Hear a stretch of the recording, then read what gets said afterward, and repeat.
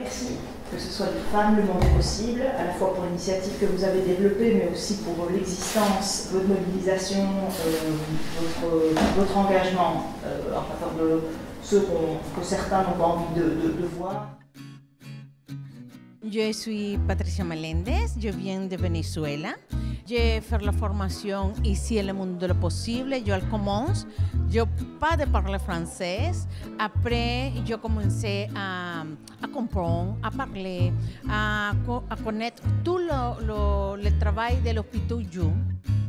Je suis chargé du projet HospiJob et au monde des possibles.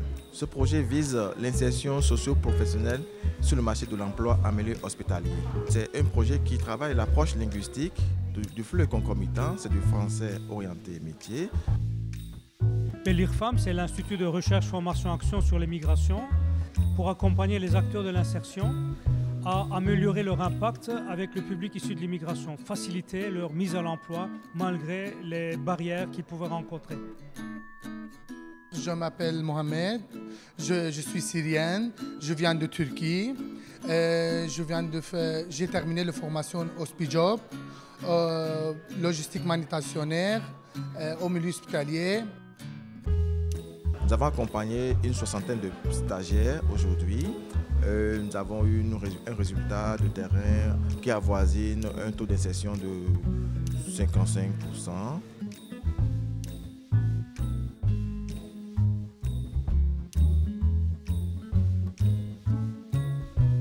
Ce qui est génial avec ce type de projet-là, c'est que vous mettez de l'huile dans les rouages. Il y a l'inclusion qui est un vecteur d'intégration au niveau professionnel, pouvoir permettre à des personnes qui ont du mal de pouvoir rentrer dans le milieu de l'emploi, mais il ne suffit pas d'y rentrer, il faut aussi travailler l'accompagnement. Le projet HospiJob, finalement, il est parti du constat que nous sommes en pénurie de travailleurs, de talents. Dans mon service, on est toujours en recherche de main-d'œuvre, comme dans beaucoup d'autres d'ailleurs, mais ici, on parle plutôt de main-d'œuvre non qualifiée.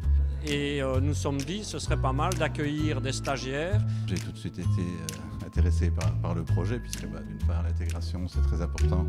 Essayer de leur montrer le travail, de les inclure donc, dans les us et coutumes professionnels et de voir comment ça peut se passer.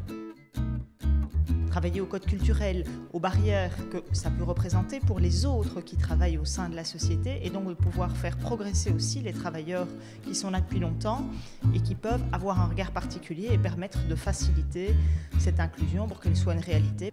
On va essayer de faciliter cette rencontre. Donc on voit que des stagiaires ont par exemple déjà envoyé leur CV aux hôpitaux et n'ont pas été rappelés ou n'ont pas réussi à avoir un entretien d'embauche. Parce que malheureusement aujourd'hui, à peu près 30% des personnes qui sont d'origine étrangère ont moins de chances de trouver un job, donc on doit travailler à tout ça. On vient de signer un contrat par exemple à un Érythréen qui ne parle toujours pas français mais qui travaille en laverie. C'est vraiment du win-win. D'une part on les forme et d'autre part ils ont pu trouver du boulot au CHC. Quand on va avec une offre de formation contre la discrimination dans une entreprise, c'est rarement considéré comme utile. Par contre, quand on leur dit « vous avez besoin de travailleurs, nous avons des travailleurs motivés, est-ce qu'on peut mettre ça ensemble ?» Là, ils écoutent. Et là, on arrive à quelque chose de très utile. Cette démonstration a été faite.